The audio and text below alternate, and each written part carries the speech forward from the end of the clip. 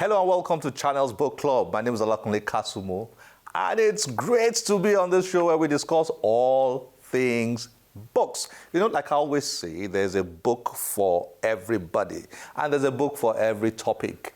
And when the year starts, we all go about setting new goals, new resolutions, things that we want to achieve for the year. We're all fired up at the beginning of the year. It does die off by the third, fourth month for many people, though. People who set health goals and financial goals and so on, by the time they start hitting March, focus lost and all manner of distractions have come in. But let's hope we can pull it off this year, 2026. For me, one of my goals is health related, focusing now on a bit of fitness. You're going to see a different Kunle in a few months, hopefully. Well, here's a book that I stumbled on. I met this gentleman in the UAE, the author of this book titled Decoding Fitness. And he gave me, you can see a signed copy there. Don't be jealous. A signed copy here. And I just put the book on my shelf, but as the new year was coming in, I said, let me read this gentleman's book since I'm all focused on fitness and all that now. And it's a fascinating book, really, really fascinating. I'm going to read a bit of it to you. There's a section here, chapter 5 here is titled, You Are What You Eat. You are what you eat. It's powerful, isn't it? And it starts with a quote by Anthelme Brillat-Savarin, who says, "Tell me what you eat, and I will tell you what you are." So you are what you eat. And he says, Savarin says, "Tell me what you eat, and I will tell you what you are." So the authors begin by asking, what is food? And they go on to explain what food is. But I will jump down to the second paragraph. Over a period of time, you become what you eat. Each and every cell in your body is replaced in about 7 years. Did you know that? Each cell in your body is replaced in about 7 years. And new cells are made from the food you eat. So, take a critical look at what you have on your plate. It is going to be a part of you in some time. That's deep. Are you really that connected to the chocolate cake or that burger? Do you really want your body to function at a peak level? Then make sure you are rewarding your body with good quality food to work with. Begin by taking a closer look at what you consume and ask yourself a few key questions. Do you eat food rich in vitamins, enzymes, and nutrients that will nourish you and give the energy to keep going from morning to night? Or do you consume junk calories that can create a rush on your blood sugar and your waistline fat? So basically, we are what we eat, according to the authors of this book, Kailash Pinjani and Monica Singh. Hope I pronounced their names very well. You can see their picture right there at the back. Healthy looking guys. It was a gentleman there that I met, and he was looking quite fit. So what we eat determines the outcome of our bodies, so we need to take care of what we're eating. And so one of my resolutions this year is to check out on what I eat, be more careful and don't just eat anything. Just gobble anything and all that. So there's so many interesting things here. If you get yourself a copy of this book, you're really going to enjoy it if you're focused on fitness and health. Now, another part here, I'll read from page 75, which is very interesting, is your body has a second brain.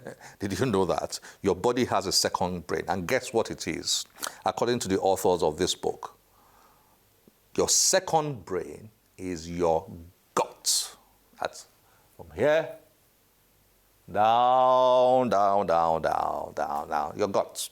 Okay? Millions of neurons in our guts play a crucial role in immunity, detoxification, nutrient absorption, hormone production, and vitamin synthesis. The information from the gut is transferred to the brain through neurotransmitters. Doctors, experts will know all these things better. We are just laymen, just reading and trying to learn.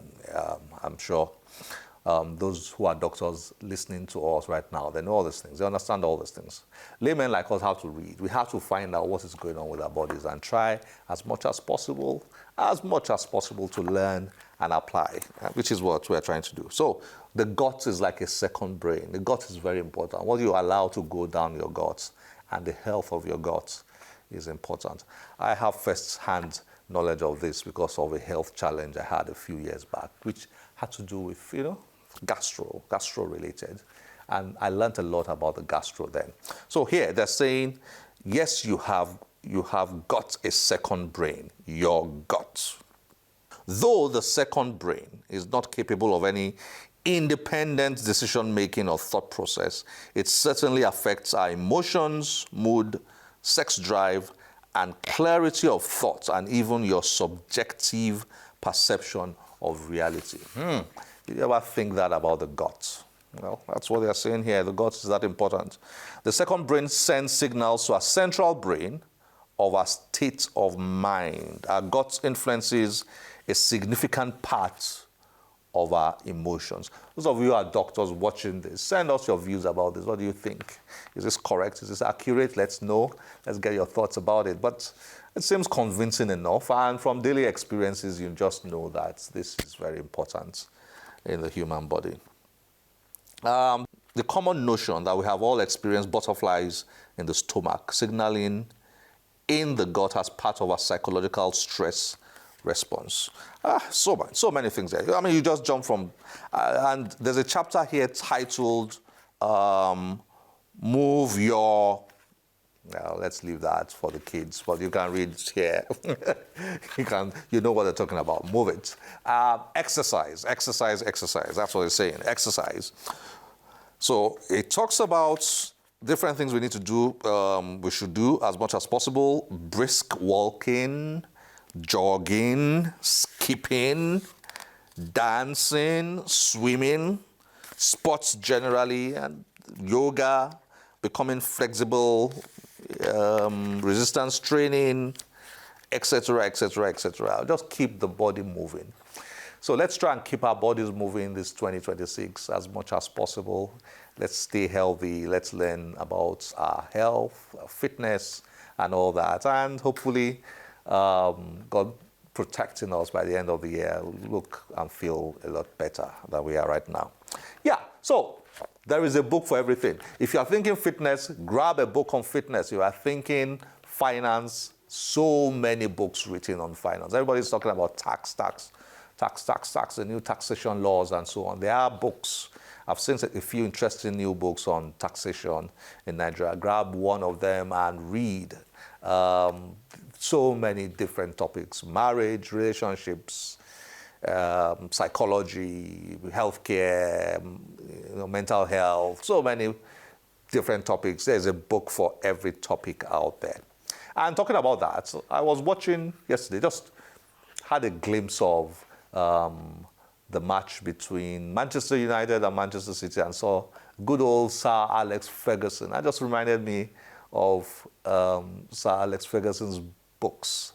Read one of them, the other one just been on my shelf. I said, oh, I've got to go and read this book. This man is still alive and kicking. Legendary Sir Alex Ferguson. There are books on Sir Alex Ferguson. There are books he has authored himself. And some of these books are even used in business schools, Harvard, around the world, and so on. So there is a book for everything imaginable. We just need to figure out what we are interested in, get that book, and read, and we'll enjoy it. Well,